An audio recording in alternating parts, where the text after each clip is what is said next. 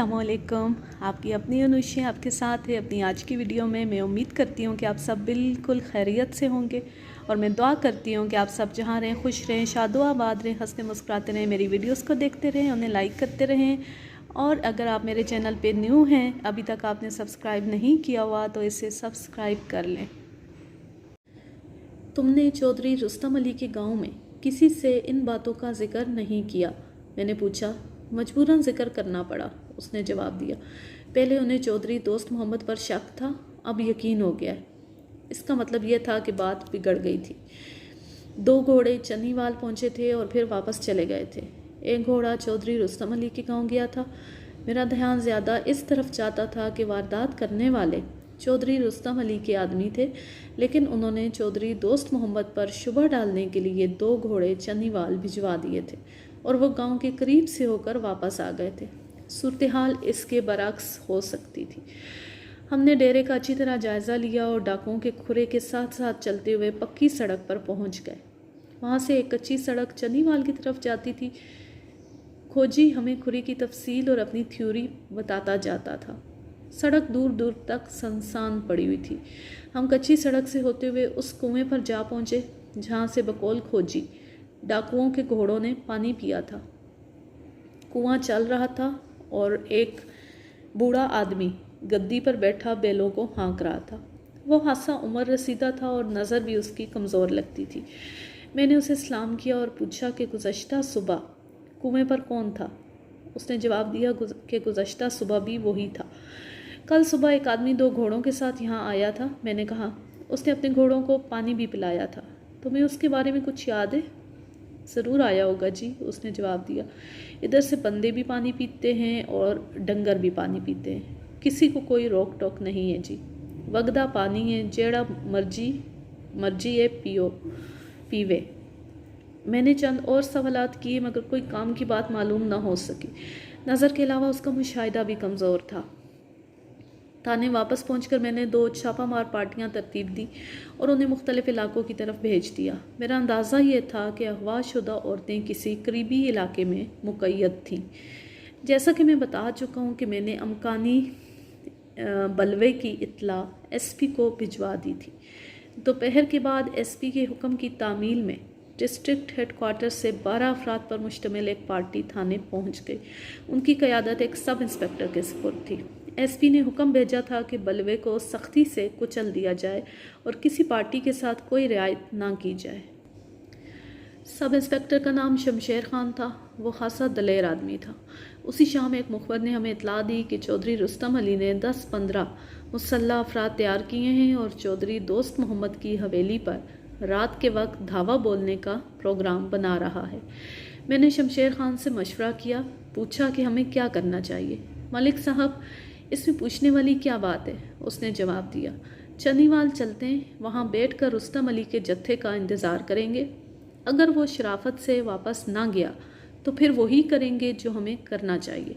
SP का भी यही हुक्म था। हमने 10-12 आदमी साथ लिए और तैयार होकर चन्नीवाल पहुँच गए। चौधरी दोस्त मोहम्मद ने 2 कमरे हमारे लिए खुलवा दिए और नौकरों को खाने पीने का इंतज़ाम करने का हुक्म दे दिया।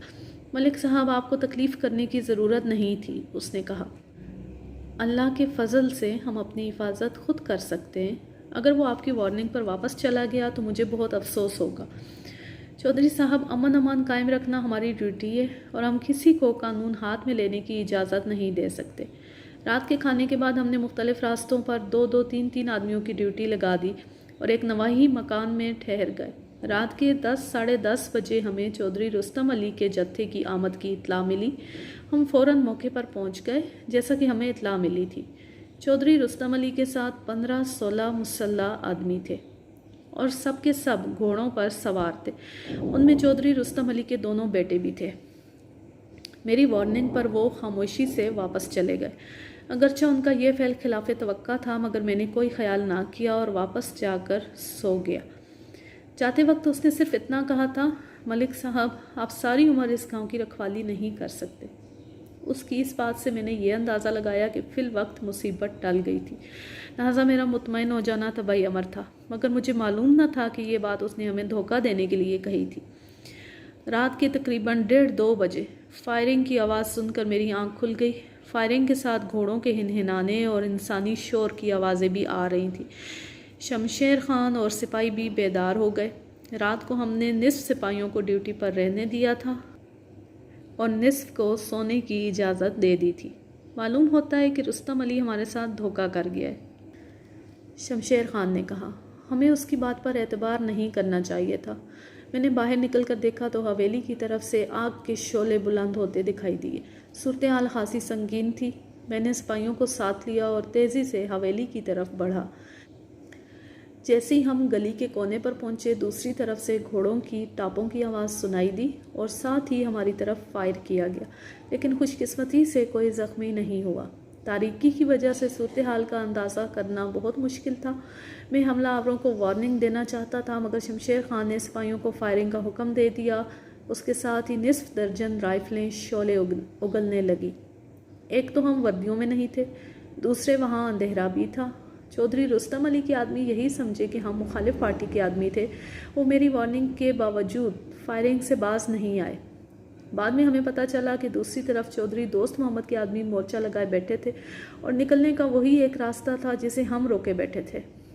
घोड़ों की हिनहिनाहट और इंसानी चीखों पुकार के दरमियान तकरीबन 15-20 मिनट तक फायरिंग का सिलसिला जारी रहा।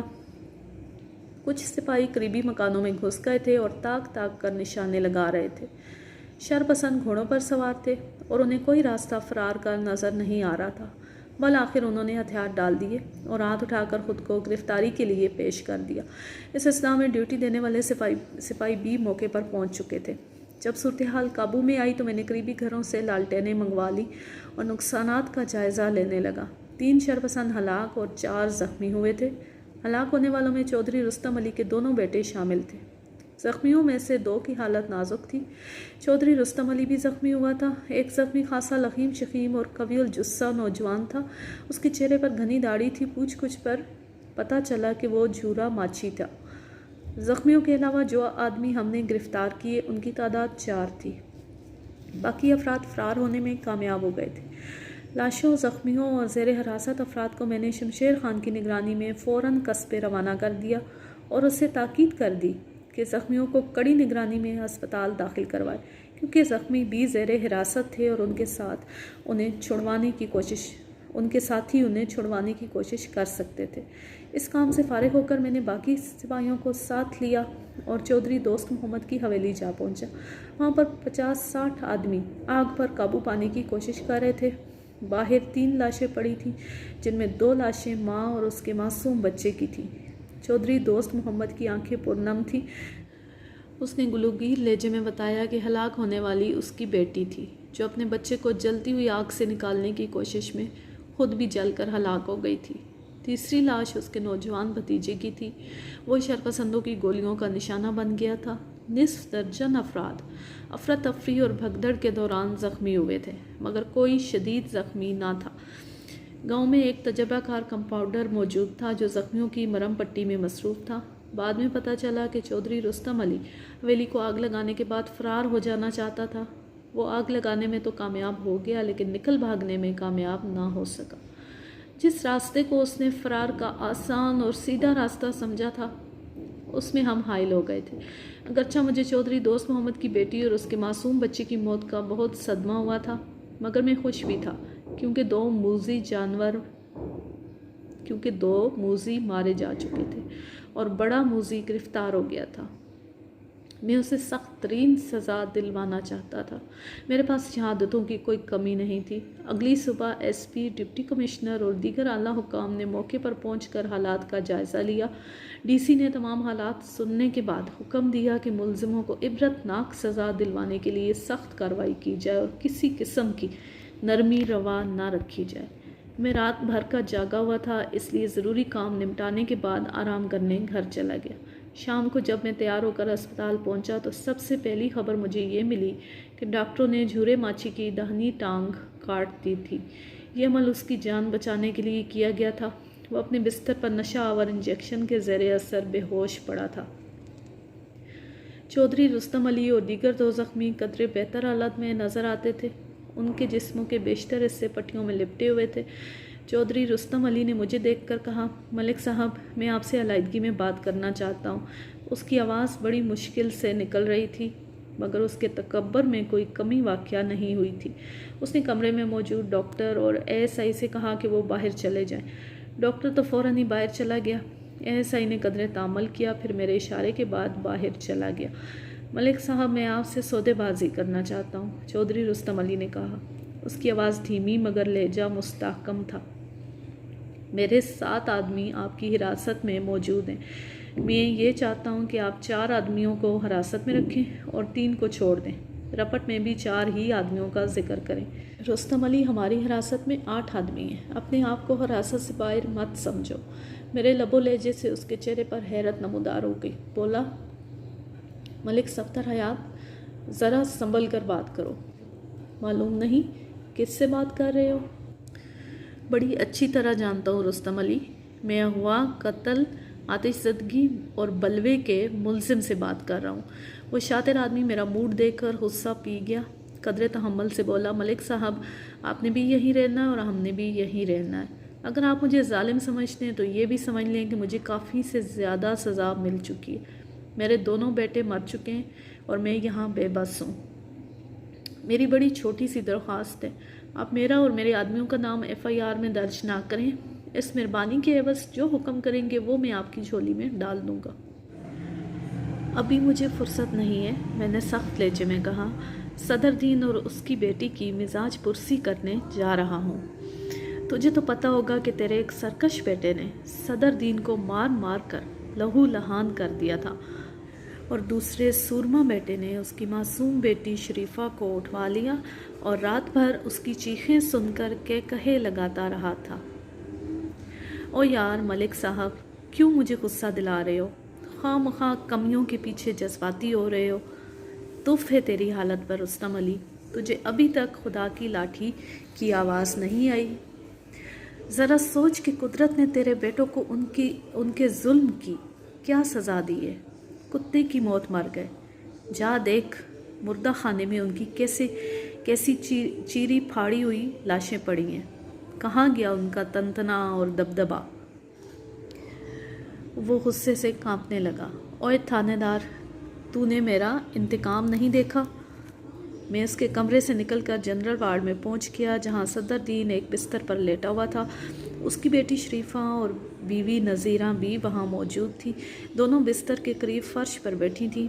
क्या हाल है सदर दीन? मैंने पूछा। अब तो तुम कुछ बेहतर नज़र आ रहे हो। अल्लाह का बड़ा करम और आपकी मेहरबानी है जी। उसने उठने की कोशिश की। लेटे रहो, मैंने कहा। अल्लाह ने तुझ पर जुल्म करने वालों से बदला ले लिया है। चौधरी रुस्तम अली के दोनों बेटे मारे गए हैं। उनकी लाशें मुर्दा खाने में पड़ी हैं। चौधरी रुस्तम अली को हमने 7 आदमियों समेत गिरफ्तार कर लिया है। वो इसी अस्पताल में ज़ख्मी पड़ा है। असा ने किसी का बुरा नहीं चाहा था, सदर दीन ने कहा। बड़े कह गए हैं कि दुश्मन की मौत पर भी खुश नहीं होना चाहिए। मलिक साहब, तहाड़ी बड़ी मेहरबानी है जी, नज़ीरा बीबी ने कहा। तुसी साडे ते बड़ा एहसान किया है। तेरा क्या हाल है शरीफा बीबी? मैंने पूछा। उसने मेरी बात सुनकर सर नीचे कर लिया। आहिस्ता से बोली, ठीक हूँ जी, डॉक्टर होरा ने दवाई दी है। मैंने उन्हें तसल्ली दी और वहाँ से रुखसत हो गया। अस्पताल के बाहर चौधरी रुस्तम अली के अजीज़ रिश्तेदार लाशें लेने आए हुए थे। एक शख्स जो दूसरों से मोतबर मालूम होता था मेरे करीब आया और मोटी मोटी रकमों की बातें करने लगा। मैंने उसे कहा कि थाने में आकर बात करें और आगे बढ़ गया। मैंने अस्पताल के अंदर पुलिस का सख्त पहरा लगा रखा था और मुलजिमों से किसी को मिलने की इजाज़त नहीं थी। चंद रोज़ के बाद मैंने ज़ख्मी मुलजिमान को हवालात में मुंतकिल कर दिया और अदालत से उनका रिमांड ले लिया। इस दौरान में चौधरी रुस्तम अली के आदमी मुसलसल मेरे पास आ रहे थे। वो रिश्वत, धमकियों और बड़े अफसरों की सिफारिशों से अपना काम निकालने की कोशिश कर रहे थे, लेकिन मैं उन्हें टालता रहा और बहल आखिर ताज़ीरात पाकिस्तान की दफ़ा 148, 152, 302, 307, 436 और 456 के तहत मुकदमा दर्ज करके पर्चा काट दिया। जैसा कि क़ारीन जानते हैं कि इस सारे हंगामे की इब्तिदा सादका बेगम और रिहाना के अगवा से हुई थी। ये दोनों औरतें हनूज़ बाजियाब नहीं हुई थीं और नए हंगामे की वजह से हमारी तवज्जो उस तरफ से हट गई थी। 10-12 रोज़ के बाद मुझे पता चला कि सादका बेगम घर पहुंच गई है, लेकिन उसका जिक्र करने से पहले मैं आपको झूरे माची के एक बाले जुर्म के बारे में कुछ दिलचस्प बातें बताना चाहता हूँ। ये लंबा तिरंगा और कवीउल जुस्सा डाकू, जिसने कुछ अरसे से इलाके में बड़ी दहशत फैला रखी थी, टांग कटने के बाद बिल्कुल ढह गया था। वो हर वक्त परेशान और खोया खोया रहता था। आप कमेंट करके ज़रूर बताइएगा कि आपको ये कहानी कैसी लगी। अब मैं लेती हूँ आपसे इजाज़त। खुश रहें, आबाद रहें। अल्लाह हाफिज़। अल्लाह निगहबान।